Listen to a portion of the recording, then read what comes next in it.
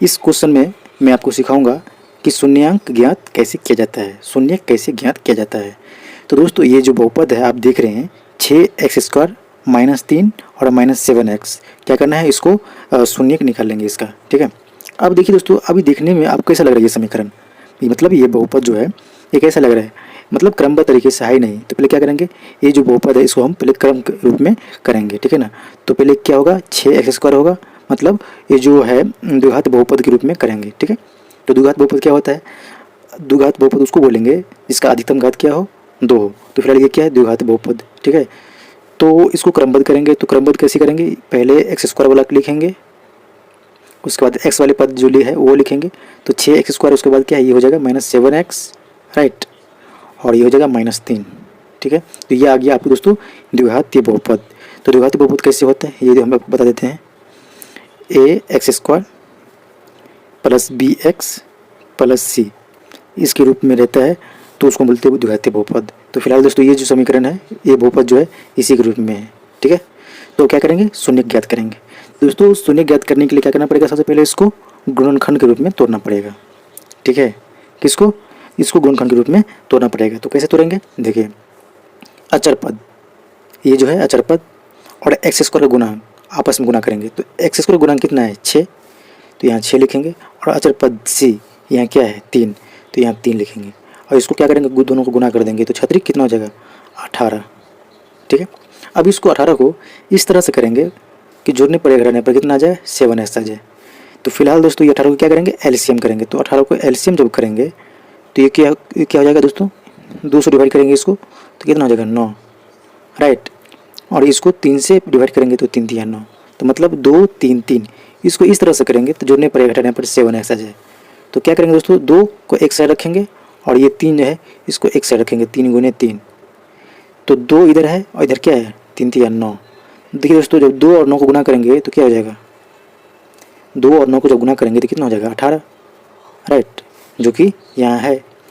और इस 9 में से जब 2 को घटा लेंगे तो क्या हो जाएगा, 7, जो कि यहाँ ये तो आना है ना। तो जब 2 को घटा लेंगे किस में से, 9 में से घटा लेंगे तो कितना हो जाएगा, 7।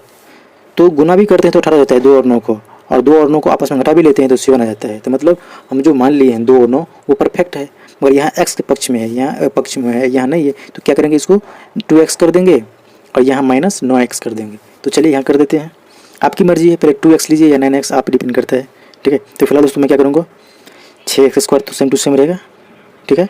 और यहाँ -9x लेंगे और +2x लेंगे। देखिए 9x + 2x आपस में जब जोड़ेंगे तो ये 7x हो जाएगा, क्योंकि 9x माइनस में है, 2x प्लस में है, तो आपस में घट जाएगा, तो 7x आ जाएगा माइनस में, और ये -3 है। और जब गुना भी करते हैं तो 18 हो जाता है, सही है इसका मतलब, ठीक है।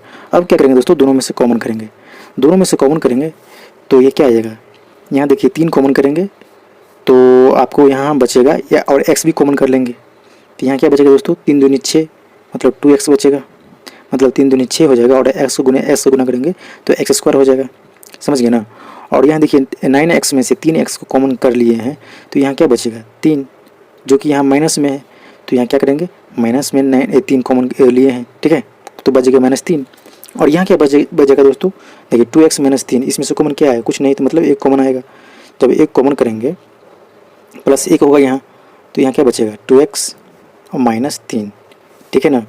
तो दोस्तों अभी क्या गया, 2x - 3, 2x - 3 को कॉमन करेंगे तो बचेगा क्या, 2x - 3 कॉमन किए हैं तो यहाँ बचेगा 3x + 1, क्या आएगा, 3x + 1, ठीक है। अब देखिए इसको जो गुणनखंड किए हैं क्या आ गया है, 2x - 3 और 3x + 1। तो बोला जा रहा है कि शून्य ज्ञात कीजिए कि इसका शून्य क्या होगा। तो एक बार इसको 0 करेंगे और एक बार इसको 0 करेंगे, तो यहाँ लिखेंगे जब 2x - 3 = 0, राइट, और इसके बाद 3x + 1 = 0, ठीक है। तो ठीक है, अब इसको क्या करेंगे, पक्षांतर करेंगे। तो 2x बराबर हो जाएगा आपको -3 है तो बराबर की इस साइड जाएगा तो +3 हो जाएगा, और x बराबर हो जाएगा आपको 3/2। और इस साइड कीजिए, 3x = 1 हो जाएगा, -1, राइट, और x बराबर क्या हो जाएगा, -1/3। समझ में आ गया ना।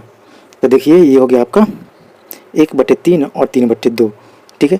तो इसीलिए हम यहाँ लिख सकते हैं, इसीलिए x का जो मान आ गया है 3/2 और 1 हो गया आपका -1/3।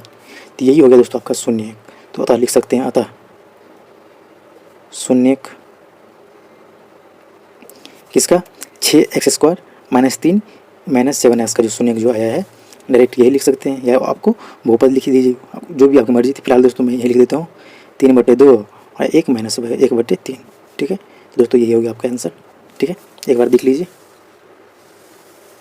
राइट, समझ में आ गया होगा। तो दोस्तों वीडियो को लाइक कर दीजिए और चैनल पे पहली बार आए हैं तो चैनल को सब्सक्राइब कर लीजिए। यदि किसी भी प्रकार का कन्फ्यूजन है तो कमेंट कर सकते हैं। आज के लिए इतना ही। जय हिंद, जय भारत।